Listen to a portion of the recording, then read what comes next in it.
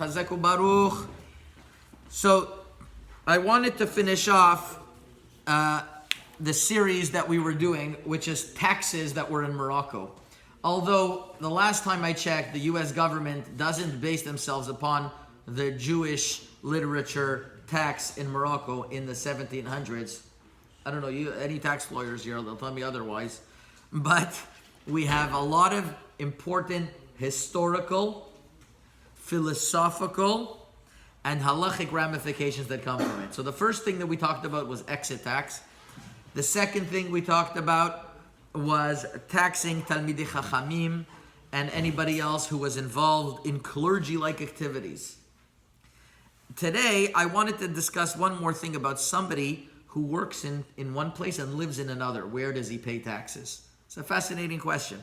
Baruch atah Adonai Eloheinu melech haolam shekol yom bidvaro.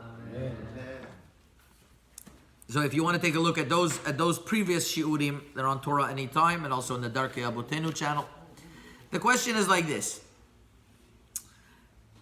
Rabbi Yitzchak ben Walid was already asked this question in Chelek Bet Siman Tzadi, and he was posed the following. He had a certain someone who was doing business in Tangiers, but he lived in the city of Tetuan. It's in the north of Morocco.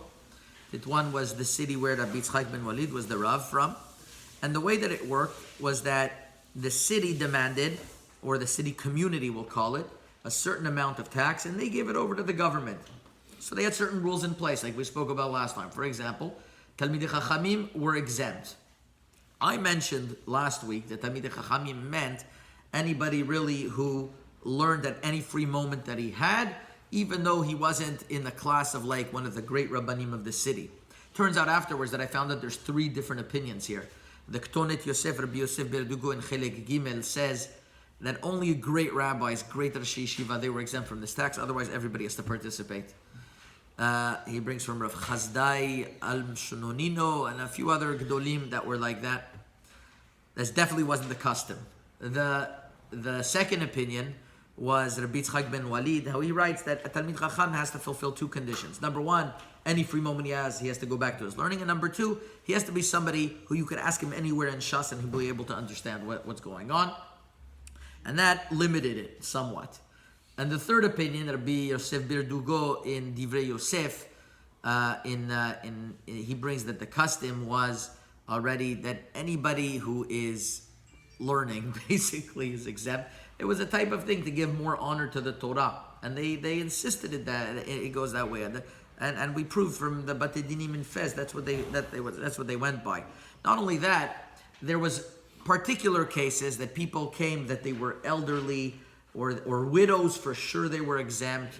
Elderly people were exempt if they could show that they had no earnings. So it really was a case-to-case basis. And over here, the question was that it was one city needed the income, and here you have it. People traveled to another city, and they're in that city. They're doing business, and it's very logical for Tangiers to come and say, "We want that tax. We want that tax," because at the end of the day, it's you're working there, and because you're working there, you're increasing whatever type of like road service that there was needed, or any other type of tax that the government put on based on the amount of Jews that were there, and the people working from Tetuan to Tangiers participated in that. So Tangiers said, wait a minute, we should have to pay the tax. So he brings Teshuvah Vayomer Yitzchak, a psak din that was written on this from two great Rabbanim from Tetuan. Their name was Rabbi Ephraim Monsonego and Rabbi Yehuda Koriyat. And both of them wrote that categorically, you can't get burnt by two fires. En adam nichve bebet ishot. You can't get burnt by two fires. Either one or the other. You can't pay two places tax.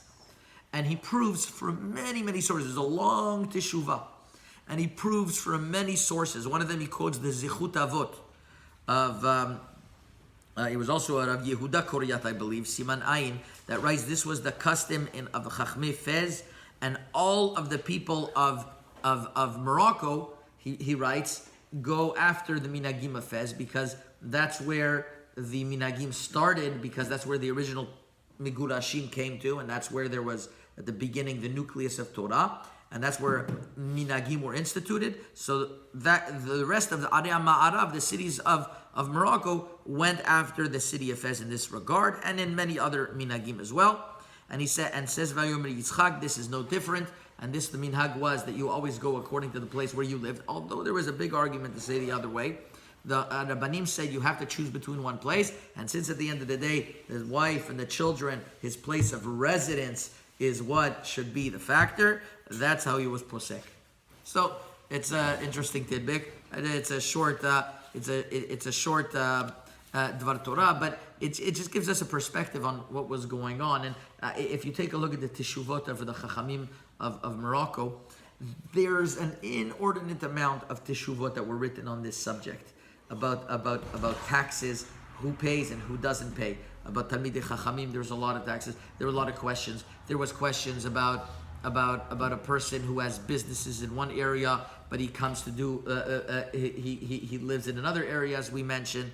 There was taxes about how do you calculate what he owes or what he doesn't owe, which is way too technical for us to get into. But the Rabbanim that dealt with it at the time, we got familiar with their names. We got familiar with you. Everybody went. It seems to be that all the Teshuvot, they pointed to one main address, and his name was Rav Yehuda ben Atar. He's buried in the city of Fez, right next to La Solika. He was in Morocco, nicknamed El Kbir. He was the Gadol Ador. Or Chaim HaKadosh came to him for Askama, as well as everybody else in those times. They pointed that he was the Gadol Ador in those times. He was a jeweler that worked for, he did things for the king. Which the famous joke is that everybody did something for the king, right? But he apparently, the people, there are Arabs till today in Morocco that say that they have a certain ring that he made. And for them it's like a very, very big kavod.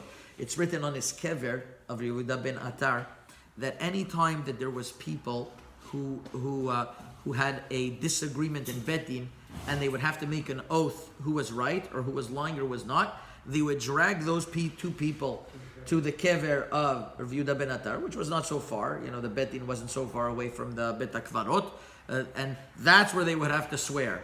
And if I'm not mistaken, it says over there were some times that people messed around, and on the spot something happened to them. A lot of people happened to them. I'll tell you what's interesting is that I have a cousin who lives there till today, and he's renovating the cemetery of Fez, and he found that there was one very small plaque not far away from there, and it was written a name, Rav Yaakov Kenizel. Okay, who is that?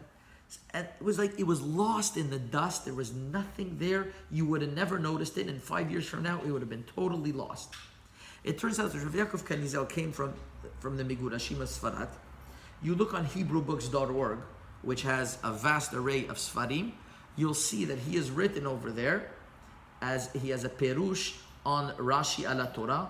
Very hard to decipher that writing. Maybe somebody one day will want to publish that book. That would be a great service to Am Yisrael, because it's very hard to decipher the writing. It's like very old Rashi print that's like blurred, and he wrote a perush ala Chumash, and it's written in the Sefer Malchei Rabbanan from Rabbi Yosef ben Naim, also from the city of Fez, lived in the 1960s. He was niftar in the 1960s, I would say, and he's buried over there in that cemetery. He has a whole sefer on the different chachamim of Morocco, and over there he writes that Yaakov Kenizel was a great chacham who came from Migurash Sfarad. He was maybe the second or third generation from Migurash Sfarad, and he said that he was so great that people in the city of Fez throughout the generations, whenever there was a drought or another tzara, they would gather by his keved and they would pray, and there would be Yeshuot that would come. And this is something that would have gotten lost. It's just like, it's unbelievable the impact. So that these chachamim that are could get lost. So a big chazak ubaruch to my cousin Eli Deviko. His name is that he's really putting in a lot of effort of doing this and discovering that there are these chachamim that could get lost, which otherwise their legacy would be lost, and their Torah also. Now we know about their Torah. Maybe somebody will arouse themselves to learn and print their Torah, and that would be the big zichut. Chazak ubaruch. Beautiful, beautiful.